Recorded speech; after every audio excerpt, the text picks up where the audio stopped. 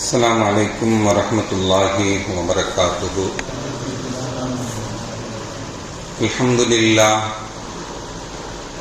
لله رب العالمين، والصلاة والسلام على أشرف المرسلين وعلى آله وصحبه أجمعين، أما بعد، فقد قال الله تعالى في القرآن العظيم والفرقان المجيد: أعوذ بالله من الشيطان الرجيم، بسم الله الرحمن الرحيم.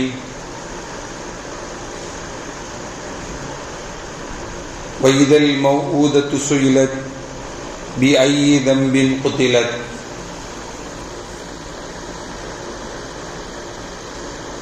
قال النبي صلى الله عليه وسلم: لا يؤمن أحدكم حتى يحب لأخيه ما يحب لنفسه. رب اشرح لي صدري ويسر لي أمري واحلل عقدة من لساني يفقهوا قولي. اللهم صل على سيدنا محمد، اللهم صل عليه وسلم.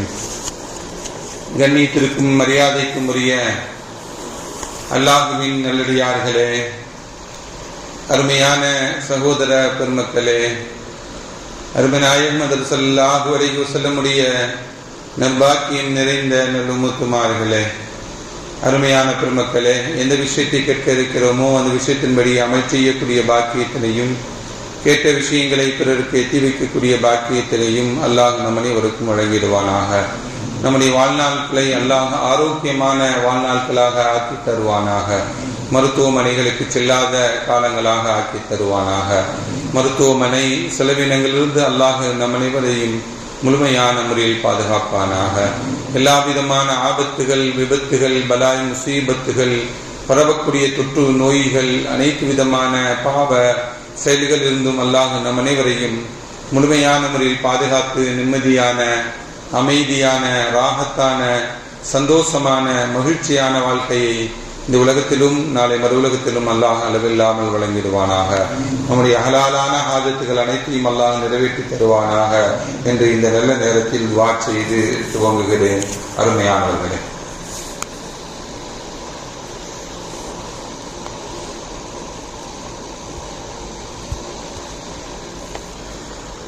இந்த உலகத்தில் வாழக்கூடிய முஸ்லிம்கள் அனைவரும் ஏற்று கடைபிடித்து கொண்டிருக்கக்கூடிய இஸ்லாம் மனித வாழ்விற்கு மிகச்சிறந்த வாழ்க்கை நெறியாக இருந்து வருகிறது.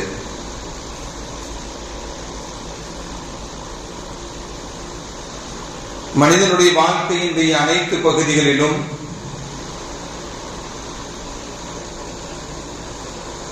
தனது தீர்க்கமான கருத்துக்களை இஸ்லாம் பதிவு செய்திருக்கிறது. இஸ்லாத்தின் தனி சிறப்புகளில் ஒன்று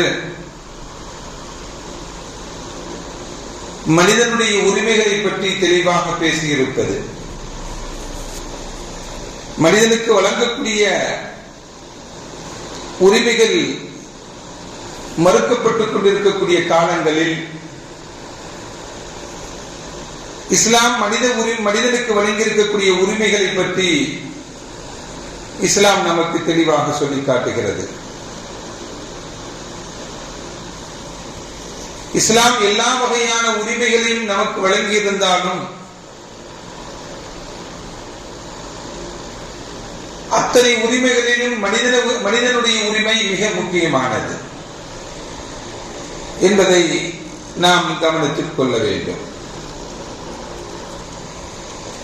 ஒரு தனி மனிதனுடைய உரிமையை கூட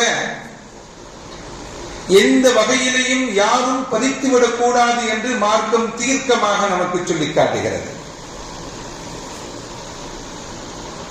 ஒரு மனிதனை நாம் சந்திப்பதற்காக வேண்டி செல்லுகிறோம். சந்திப்பதற்காக வேண்டி செல்லக்கூடியவர் யாரை சந்திக்க இருக்கிறாரோ அவனுடைய அனுமதி இல்லாமல் அவரை சந்திக்க கூடாது இஸ்லாம் சொல்லுகிறது.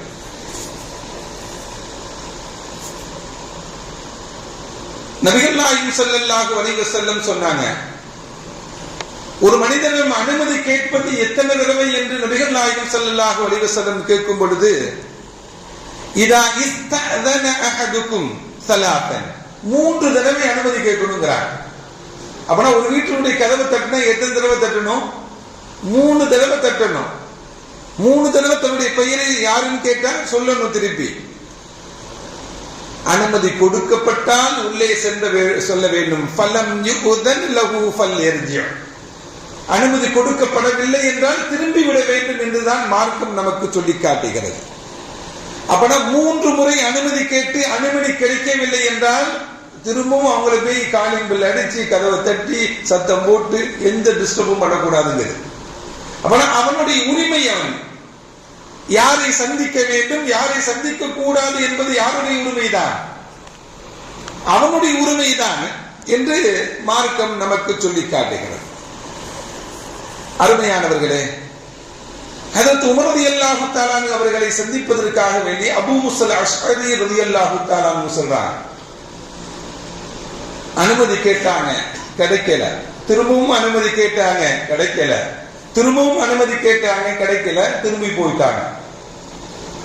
உமர் ரலியல்லாஹு தஆலா தன்னுடைய அலுவல் பணிகளாக இருந்ததனால் சரியான முறையில் பதிலளிக்க முடியாமல் இருந்த அவங்க அபூ மூஸா அஷ்அரியுடைய சப்தம் கேட்டது, அவருக்கு அனுமதி கொடுத்து உள்ளே வாருங்கள் சொல்லி தன்னுடைய பணியாளருக்கு சொன்னாங்க. அங்கேட்டு போன அபூ மூஸா அஷ்அரி இல்ல. அவரை அழைச்சிட்டு வாங்க, நான் உங்களை வர சொல்லி இருந்தேனே, வந்தீங்களா? வந்த. உங்கள்கிட்ட அனுமதி கேட்டேன், நீங்க அனுமதி கொடுக்கல, அதனால திரும்பி போயிட்டேன். அனுமதி கொடுக்கல, வெயிட் பண்ண வேண்டியதானே? இல்ல, அனுமதி 3 தடவை தான் மார்க்கம் நமக்கு ஏவப்பட்டு இருக்கிறது. நபிகள் நாயகம் ஸல்லல்லாஹு அலைஹி வஸல்லம் இதைதான் நமக்கு ஏவி இருக்கிறார்கள். ஸல்லல்லாஹு அலைஹி வஸல்லம் சொல்லிருக்காங்களா? அதுக்கு ஆதாரத்தை கொடு. உமர் ரலியல்லாஹு தஆலா அன்ஹு தஅதீனி அலா ذلك بالبينة, எனக்கு ஆதாரத்தை கொண்டு வாண்டாங்க. ஃபந்தலக இலா மஜ்லிஸில் அன்சாரி, ஊராங்க அபூ மூஸா அஷ்அரி. அங்க போனா அபூ சயீத் அல் குத்ரி ரலியல்லாஹு தஆலா அவங்க இருக்கிறாங்க. அவங்கள்ட்ட சொன்னா அவர்களை அழைத்துட்டு வந்து ஸல்லல்லாஹு அலைஹி வஸல்லம் இப்படி சொல்லியிருக்காங்களான்னு கேட்கிறாங்க. கேட்டா அவங்க சொன்னாங்க, அமரன் நபி ஸல்லல்லாஹு அலைஹி வஸல்லம் அவர்கள் ஏவி இருக்கிறாங்க 3 தடவை அனுமதி பெற வேண்டும், அனுமதி கிடைக்கலன்னா திரும்பிடலாம் அப்படின்னு சொல்லி ஸல்லல்லாஹு அலைஹி வஸல்லம் சொன்னது உண்மைதான் என்பதை அபூ மூஸா அஷ்அரி ரலியல்லாஹு தஆலா அவர்கள் சொன்ன செய்தியை அபூ சயீத் அல் குத்ரி ரலியல்லாஹு தஆலா ஆதாரமாக சொன்னவுடன் எடுத்துக் கொண்டார்கள். அருமையானவர்களே, தனி மனிதன் உரிமையையும் எந்த நிலையிலும் பறித்துவிடக் கூடாது என்பதுதான் நபிகள் நாயகம் ஸல்லல்லாஹு அலைஹி வஸல்லம் நமக்கு சொல்லி காட்டியிருக்கிறார். அருமையான பெருமக்களே, நபிகள் நாயகம் ஸல்லல்லாஹு அலைஹி வஸல்லம் இப்படி சொல்லுவாங்க, லா யுமினு அஹதுக்கும் ஹத்தா யுஹிப்பு அஹீஹி மா யுஹிப்பு லினஃப்ஸிஹி, தனக்கு எது பிரியமோ அதை பிறருக்கும் நீ பிரியப்பட வேண்டும், உன்னுடைய சகோதரனுக்கும் நீ பிரியப்பட வேண்டும். நான் ஒரு பொருளை யூஸ் பண்றேன் அப்படின்னா இதைதான் மற்றவனுக்கும் கொடுக்கணும். அது அன்பளிப்பாக கொடுப்பதாகவும் சரிதான், எதுவா எப்படி கொடுப்பதாக இருந்தாலும் சரிதான், நீ கொடுக்கக்கூடிய பொருள் எப்படி இருக்கணும்? நீ யூஸ் பண்ற மாதிரி உள்ள பொருளா மற்றவங்களுக்கும் வழங்கணும். அப்படி கொடுக்காதவன் யாரு கிடையாது, மூமீனாக ஆக முடியாது என்று நபிகள் நாயகம் ஸல்லல்லாஹு அலைஹி வஸல்லம் சொன்னாங்க. அப்படி என்றால் பிறருக்கு வழங்குவதை கூட குவாலிட்டியா கொடுக்கணும். அவனுக்கு கொடுக்கக்கூடியது அவனுக்கு கொடுக்கக்கூடிய உரிமை அப்படிங்கிறாங்க நபிகள் நாயகம் ஸல்லல்லாஹு அலைஹி வஸல்லம். அப்படி கொடுக்கல அப்படின்னா லா யுமினு அஹதுக்கும், உங்களை யாருமே மூமின்களாக ஆக முடியாது என்று நபிகள் நாயகம் ஸல்லல்லாஹு அலைஹி வஸல்லம் சொன்னாங்க. நான் மட்டும் நல்லா இருக்கணும் அப்படி சுயநலத்துடன் வாழக்கூடாது, நான் மட்டும்தான் அந்த பொருளை பயன்படுத்த வேண்டும் என்று சுயநலத்துடன் வாழக்கூடாது, நாம் நன்றாக இருப்பதை போல எல்லோரும் நன்றாக இருக்க வேண்டும் என்ற மனோநிலை உருவாக்க வேண்டும் என்பதுதான் இந்த ஹதீஸ் நமக்கு சொல்லித் தரக்கூடிய பாடமும் படிப்பையும். நாம் செல்வ செழிப்பாக இருப்பதை போல பிறரும் செல்வ செழிப்பாக இருக்க வேண்டும் என்பதுதான் இந்த ஹதீஸ் நமக்கு சொல்லித் தரக்கூடிய பாடம். நாம் நிம்மதியாக வாழ்வதை போல மற்றவர்களும் நிம்மதியாக வாழ வேண்டும் என்பதை சொல்லித் தரக்கூடிய ஹதீஸ் தான் இந்த ஹதீஸ் நமக்கு சொல்லித் தரக்கூடிய பாடம். நாம் எப்படி ஆரோக்கியமாக வாழ்கிறோமோ அதே போல பிறரும் ஆரோக்கியமாக வாழ வேண்டும் என்று சொல்லித் தரக்கூடிய ஹதீஸ் தான் இந்த ஹதீஸ். மற்றவர்கள் எப்படி இருந்தாலும் பரவாயில்ல, நாம நல்லா இருந்தா போதும் அப்படி சுயநலத்துடன் வாழ்வதல்ல, உனக்கு பிரியமானதை பிறருக்கும் வழங்குவதுதான் உங்களிலே ஈமான் கொண்டவராக மூமினாக ஆக முடியும் என்று நபிகள் நாயகம் ஸல்லல்லாஹு அலைஹி வஸல்லம் சொன்னாங்கன்னா, தனக்கு தாம் ஆரோக்கியமா இருப்பதை போல பிறரும் ஆரோக்கியமாக வாழ வைக்க வேண்டும். நாம் செழிப்பாக இருப்பதை போல பிறரையும் செழிப்பாக வாழ வைக்க வேண்டும். நாம் நிம்மதியாக இருப்பதை போல பிறரும் நிம்மதியாக வாழ வைக்க வேண்டும் என்பதை தான் மார்க்கம் நமக்கு சொல்லித் தரக்கூடிய செய்தி. அருமையான பெருமக்களே, இந்த உயர்ந்த தன்மை மார்க்கம் நமக்கு சொல்லித் தரக்கூடிய உயர்ந்த தன்மை இது. நாம சந்தோஷமா இருந்துட்டு மற்றவங்க எல்லாம் கவலை இருந்தாலும் பரவாயில்லைன்னு சொல்லலாமா? அப்படி அல்ல. நாம் சந்தோஷத்தை கடைபிடித்து வாழ்வதை போல எல்லோரும் சந்தோஷமாக வாழ வேண்டும். மார்க்கம் எப்படி சொல்லித் தருகிறது என்றால், உன்னால் பிறருக்கு பயன் தர முடியவில்லை என்றாலும் பரவாயில்லை, பிறரை தொந்தரவு செய்யாதே என்று சொல்லித் தருகிறது. உன்னால் எந்த பயனும் பிறருக்கு தர முடியவில்லை என்றாலும் பரவாயில்லை, என்ன பண்ணணும்? பிறருக்கு எந்த தொந்தரவும் தரக்கூடாது. இமாபத்துல் அதா அனி தரீக், பாதையில் கிடைக்கக்கூடிய இடையூறு கூட நீ நீக்கணும் அப்படிங்குது. பாதையில ஒரு இடையூறு கிடக்கக்கூடிய பொருள் உன் கால தைக்கல, ஆனா நீ பார்த்துட்ட. இடையூறு தரக்கூடிய பொருளை நீ பார்த்து விட்டாய் என்றால் பிறருக்கு இது இடையூறு தந்துடக்கூடாது என்பதற்காக வேண்டி அதை நீ அகற்ற வேண்டும். பிறருக்கு தரக்கூடிய துன்பத்தை நீ அகற்றினால் உனக்கு சொர்க்கம் கிடைக்கும் என்பது மார்க்கம் சொல்லித் தருகிறது. பிறருடைய துன்பத்தை நீ அகற்றினால் உனக்கு சொர்க்கம் என்பது மார்க்கம் சொல்லித் தருகிறது. ஸல்லல்லாஹு அலைஹி வஸல்லம் சொல்வாங்க, சொர்க்கத்தில் ஒருவர் நடமாடிக்கொண்டே இருந்தார் அங்கும் இங்கும். யார் என்று கேட்டேன். பாதையில் இடையூறு தரக்கூடிய பொருளை அகற்றியவர் இவர் என்று சொல்லப்பட்டது. அப்படி என்றால் அவர் பெரிய அமலை செய்து விடவில்லை. எதுதான் செஞ்சாரு? மக்களுடைய இடையூறை அகற்றினார், மக்களுடைய கஷ்டத்தை போக்கினார், மக்களுடைய சிரமத்தை நீக்கினார். அதனால் அவரும் சொர்க்கம் என்று சொல்லப்பட்டது என்று நபிகள் நாயகம் ஸல்லல்லாஹு அலைஹி வஸல்லம் நமக்கு சொல்லி காட்டுவார். அப்படி என்றால் மற்றவருடைய உரிமையில் நாம் கை வைக்க முடியுமா? மற்றவர்களுக்கு இடையூறு தரக்கூடாது என்றால் மற்றவர்களுக்கு எந்த நிலையிலேயும் மற்றவருடைய உரிமைகள் நாம் கை வைக்க முடியுமா? ஒரு மனிதனுடைய கண்ணியத்தை நாம் குலைக்க முடியுமா? ஒரு மனிதனுடைய உயிரை நாம் போக்க முடியுமா? அப்படி என்றால் அதற்கு அனுமதியே மார்க்கத்தில் கிடையாது என்பதை நபிகள் நாயகம் ஸல்லல்லாஹு அலைஹி வஸல்லம் சொன்னார்.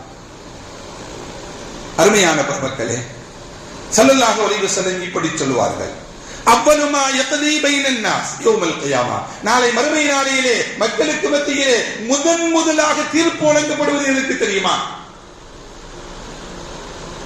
முதலாக தீர்ப்பு வழங்கப்படுவது எதற்கு தெரியுமா? ஸல்லல்லாஹு அலைஹி வஸல்லம் சொன்னாங்க, ஃபித்திமா, ஒரு மனிதனை அநியாயமான முறையில் கொலை செய்வது சம்பந்தமாக தான், ஒரு மனிதனுடைய ரத்தத்தை ஓட்டுவது சம்பந்தமாக தான். நீ எப்படி அவனுடைய உயிரில் கை வைக்கலாம்? நாம் வாழுவதற்கு அவனுக்கு உயிரை கொடுத்திருக்கிறோம், உடலை கொடுத்திருக்கிறோம், அனைத்தையும் கொடுத்திருக்க அவனுடைய உயிரை போக்குவதற்கு உனக்கு என்ன இருக்கிறது என்று இதை பற்றி தான், இன்னொருடைய உயிரில் கையை வைப்பதை பற்றி தான் நாளை மறுமை நாளையில் முதலாக விசாரிக்கப்படும் என்று, தீர்ப்பளிக்கப்படும் என்று நபிகள் நாயகம் ஸல்லல்லாஹு அலைஹி வஸல்லம் நமக்கு சொல்லி காட்டுறார். மற்றவருடைய உரிமையில் கை வைப்பதற்கு யாருக்கும் எந்த உரிமையும் கிடையாது. அவரவர்களுடைய உரிமையை அவர்களுக்கு வழங்க வேண்டும். இன்னொருடைய உரிமையிலேயோ இன்னொரு மனிதனுடைய கண்ணியத்தை குலைப்பதிலேயோ ஒரு மனிதன் ஈடுபடக்கூடாது. நபிகள் நாயகம் ஸல்லல்லாஹு அலைஹி வஸல்லம் தன்னுடைய ஹஜ்ஜத்துல் விதா என்ற பெரிய நீண்ட உரை உண்டு. இந்த மனித சமுதாயத்திற்கு தேவையான உரை அது.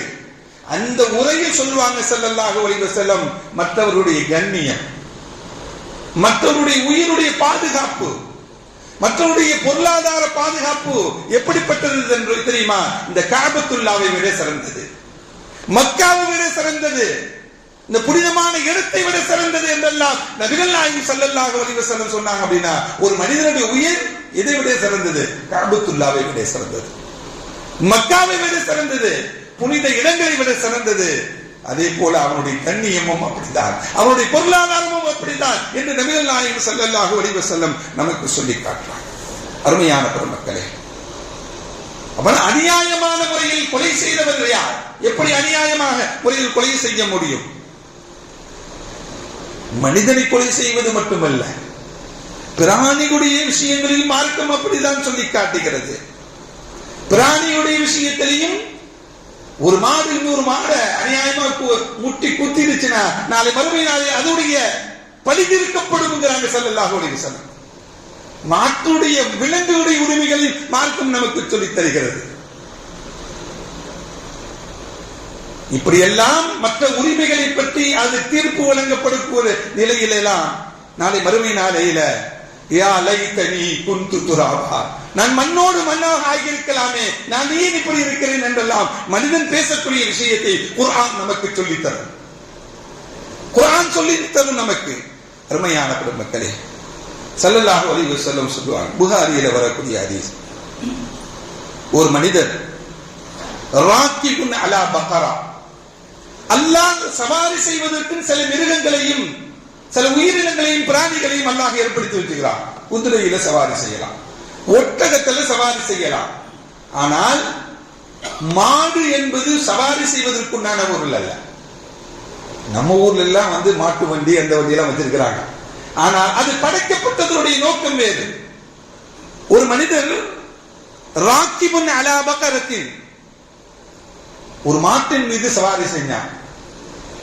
அந்த மாடு அவனை பார்த்து பேசியதான். நபிகள் நாயகம் ஸல்லல்லாஹு அலைஹி வஸல்லம் சொன்னாங்க, இல்தஃபத் இலைஹி, அந்த பக்கரா அந்த மாடு அந்த மனிதனை நோக்கி திரும்பி சொன்னது, லம் உக்லக் லிஹாதா, இதற்காக வேண்டி நான் படைக்கப்படவில்லை, உன்னை ஏறி சுமந்து செல்வதற்காக வேண்டி நான் படைக்கப்படவில்லை.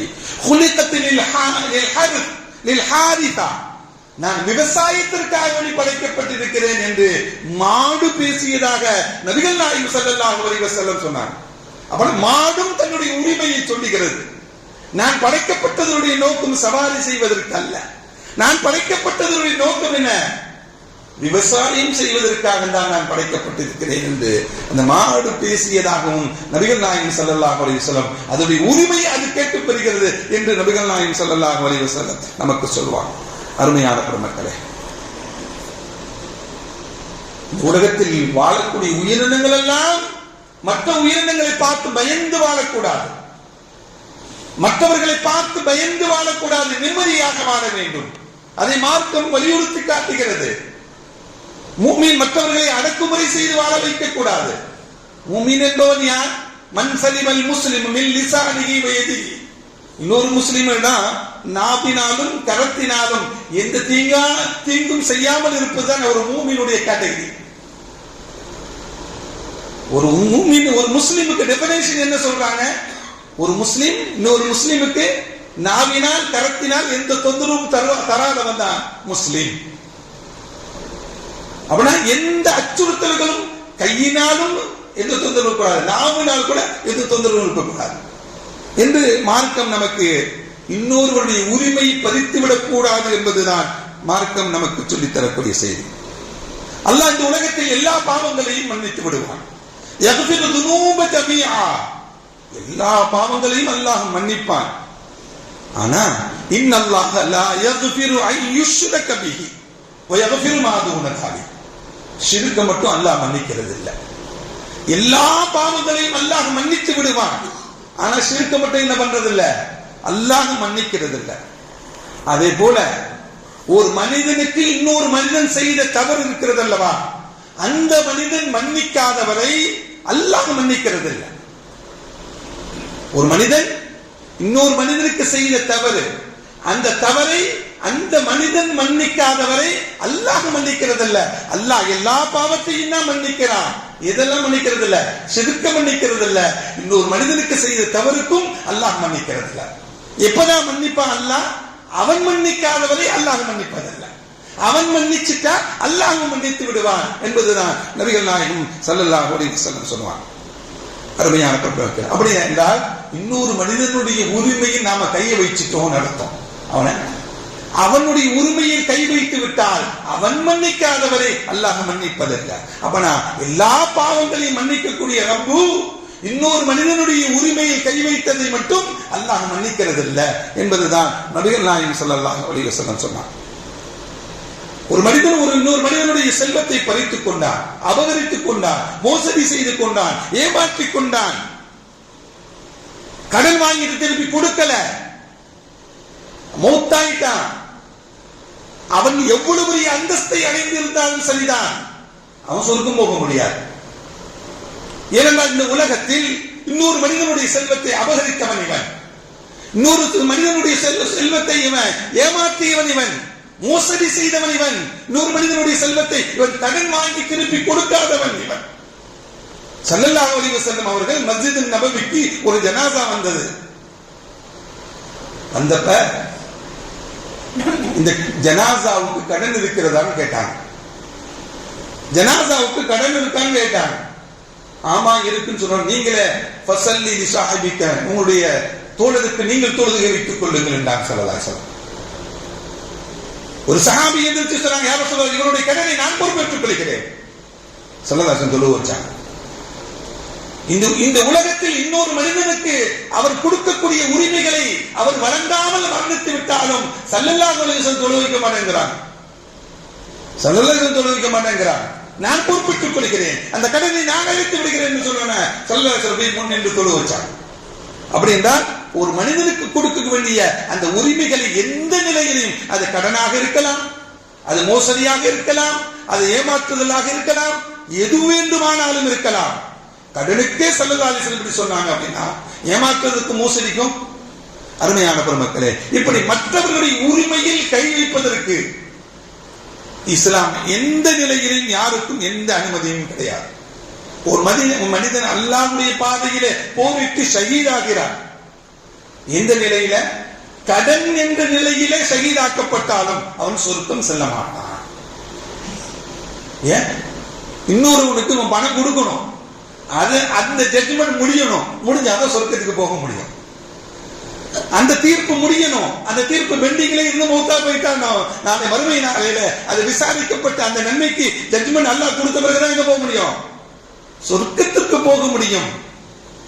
அது அல்லாஹ்வுடைய பாதையில் போனவனாக இருந்தாலும் சரிதான், அல்லாஹ்வுடைய பாதையில் தன்னுடைய உயிரையே தியாகம் செய்தவனாக இருந்தாலும் சரிதான்.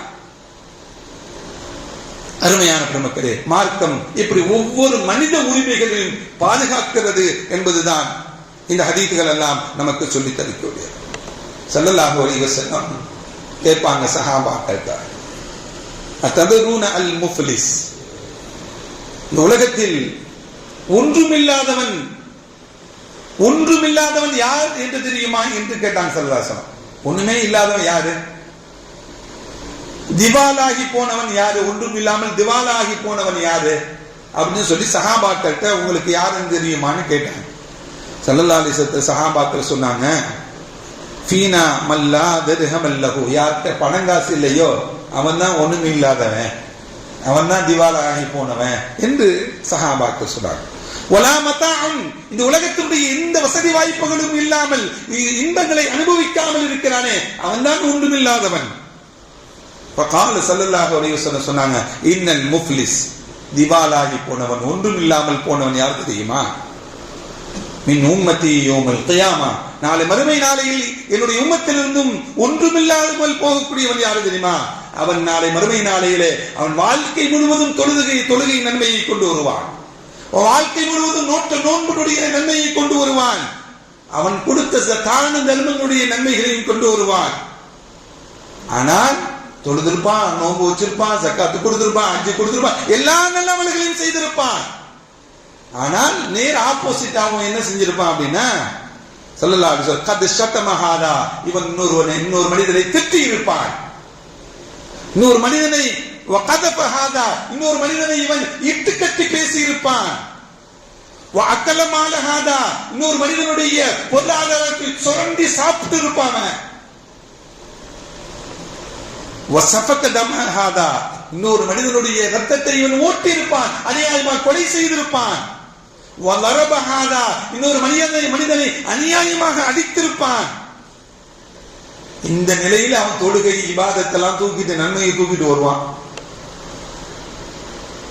இந்த பாதிக்கப்பட்டவங்களும் இருக்காங்கல்ல, இவனால் திட்டப்பட்டவர்கள், இவனால் ஈட்டு கட்டப்பட்டவர்கள், இவனால் அபகரிக்கப்பட்டவர்கள், இவனால் கொலை செய்யப்பட்டவர்கள், இவனால் அடிக்கப்பட்டவர்கள் எல்லோரும் வந்து நிற்பாங்க அல்லாஹ் இடத்துல. அல்லாஹ் என்ன பண்ணுவான்? என்ன கைமாறு செய்வான் அல்லாஹ் அப்படின்னா, இவனுடைய நன்மைகள் எல்லாம் அள்ளி அள்ளி கொடுத்துருவான். இவன் தொழுகையை கொடுத்துருவான், நோன்பை கொடுத்துருவான், எல்லா நன்மைகளையும் அல்லாஹ் பங்கிட்டு கொடுத்துருவான். கடைசியில பார்த்தா ஒண்ணுமே இல்லாதவராக நிற்பான். ஏனென்றால் இந்த உலகத்தில் மற்றவருடைய உரிமையில் கை வைத்தவன் இவன், மற்றவருடைய வாழ்க்கையில் இடையூறாக இருந்தவன் இவன், மற்றவர்களை இட்டுக்கட்டி பேசியவன் இவன். அப்படி என்றால் மற்றவருடைய உரிமையில் கை வைத்தவர்கள் நாளை தப்பித்து விட முடியாது. உலகத்தில் மனிதனை ஏமாற்றி விடலாம், அல்லாஹ்வை ஏமாற்ற முடியாது. நீ எவ்வளவு பெரிய தொழுகையாளராக இருந்தாலும் பரவாயில்லை, நீ எவ்வளவு பெரிய நோன்பாளியாக இருந்தாலும் பரவாயில்லை, எவ்வளவு பெரிய ஜகாத்து கொடுக்கக்கூடியவனாக இருந்தாலும் பரவாயில்லை, மற்றவருடைய உரிமைகளில் நீ கை வைத்திருந்தால், மற்றவருடைய உரிமையை நீ பறித்திருந்தால் அல்லாஹ் உன்னை சும்மா விட மாட்டான். அல்லாஹ்வுடைய விசாரணை முடிஞ்சு நீ திவாலானவனாக தான் நிற்கப்படும். அவனை நரகத்தில் தூக்கி எறியப்படும் என்றாங்க ஸல்லல்லாஹு அலைஹி வஸல்லம். தொழுகை எங்க போச்சு? நோன்பு எங்க போச்சு? கொடுத்த ஜகாத் எங்க போச்சு? அப்படின்னா ஒன்றும் இல்லாதவனாக நரகத்தில் தூக்கி எறியப்படுவான். இந்த உலகத்தில் மற்றவருடைய உரிமையை கை வைத்தவன் உடைய நிலைப்பாடு என்று நபிகள் நாயகம் ஸல்லல்லாஹு அலைஹி வஸல்லம் நமக்கு சொல்லி காட்டுறான்.